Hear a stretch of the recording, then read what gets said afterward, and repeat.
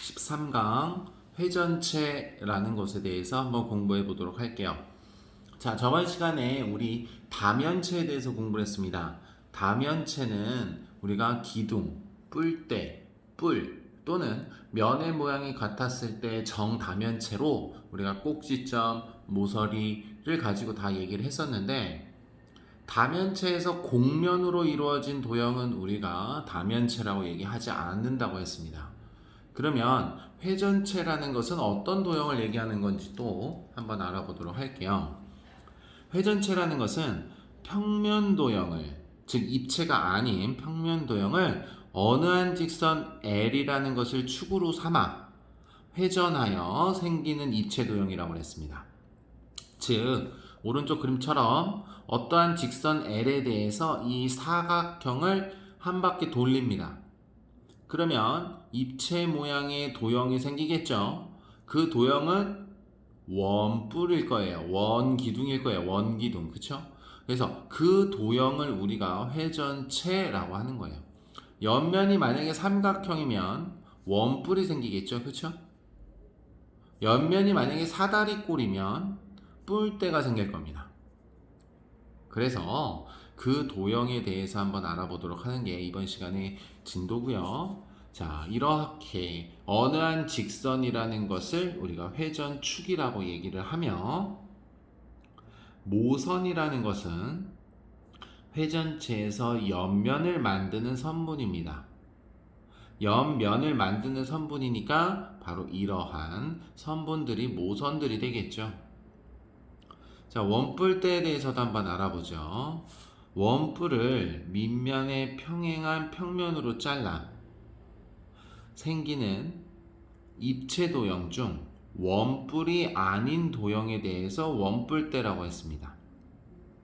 즉 밑면에 평행하게 선분을 잘라서 그거를 회전축을 기준으로 입체 도형이 생기는 도형을 우리가 원뿔대라고 한다고 했습니다. 여기서 얘기하는 밑면은 밑에 있는 면을 밑면이라고 하는 게 아니라 윗면과 아랫면을 모두 밑면이라고 얘기를 하며, 옆면은 입체 도형으로 만들어졌을 때 곡면이든 단면이 생기는 면을 우리가 옆면이라고 하고요. 높이라는 것은 밑면에서의 밑면까지의 수선의 발을 내렸을 때 그 높이가 밑면이 된다라고 할 수가 있겠죠. 자, 밑에는 예제 문제를 보면서 우리 회전체에 대한 문제 한번 보도록 할게요. 자, 다음 중 회전체에 대해서 옳은 것만 골라줘 라는 문제네요.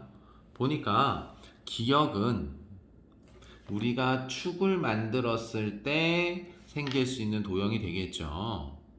니은은 우리가 면체이기 때문에 곡면이 만들어지지 않았습니다.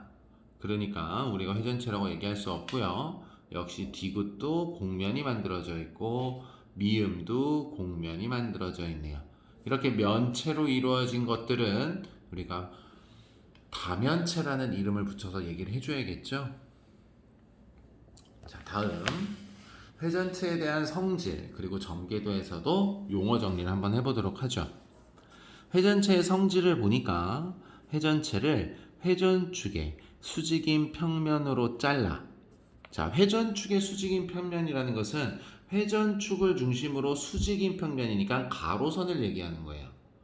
그에 생기는 도형이, 즉 잘라서 생기는 면의 모양이 항상 원이다 라는 성질이 있습니다.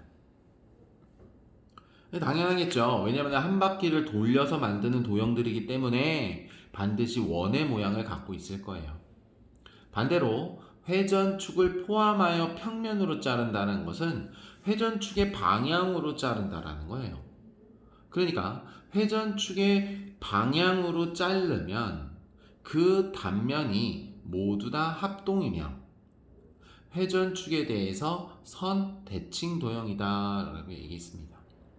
자, 회전축을 포함해서 잘랐기 때문에 그 도형은 모두 다 합동이라고 얘기를 했고요. 그리고 회전축에 대해서 선대칭이라는 것은 그 회전축을 선으로 보고 대칭을 이루고 있다라는 거죠. 역시 전개도도 살펴보면 우리가 원기둥, 원뿔, 원뿔대라는 것은 옆면이 다 곡면이었기 때문에 우리가 회전체로 만들어진 도형이다라고 얘기를 할 수가 있겠습니다. 그래서 옆면이 생기는 선들을 우리가 모선이라고 얘기한다고 했죠.